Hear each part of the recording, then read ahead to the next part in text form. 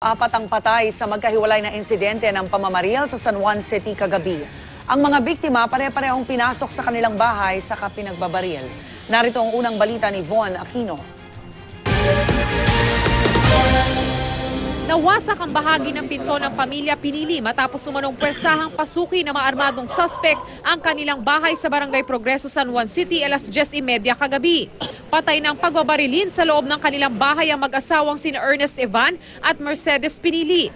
Ayon sa ina ni Mercedes, ang babaeng anak ng mga biktima na may kapansanan ang naiwan sa loob ng bahay kasama ng kanyang mga magulang.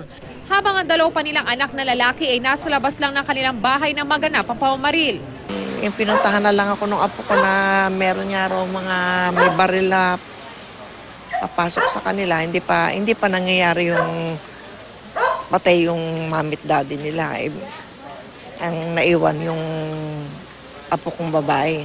Ilang lalaki Inakyat. daw po yung pumasok? Yung pumasok. 5 daw sabi ng apo ko. Base sa nakuhang impormasyon ng kapitana ng barangay, 20 suspect na lulan daw ng 10 motorsiklo ang nasa likod ng krimen. Blanco naman ang mga kaanak ng biktima sa motibo ng pamamaril. Wala naman ako alam na kaway. Napakamabait ng mag-asawang yun. Ayon sa barangay kapitana, dati na raw sumuko sa Oplan Tokhang ang mag-asawa. Kung saan loob silang sumurrender, so as mga dating gumagamit. Ayon sa pulis, isang sachet na hinihinalang shabu ang nakuha kay Ernest Evan. Wala pang isang oras na nakalilipas. Patay din ang pasuki ng mga armadong suspect at pagbabarilin sa loob ng kanilang bahay sa Morales Street, Barangay Salapan, San Juan City, ang magbayaw na dati na rin daw sumuko sa Oplan Tokhang. Kinilala mga biktima na sina Anthony Zamora at Jonathan Madrinian.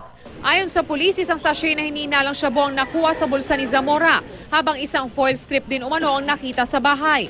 8 basyo ng bala ang nakuha sa crime scene. Tumanggi namang mabigay na pahayag ang pamilya ng mga biktima. Ito ang unang balita sa San Juan City. Von Aquino reporting.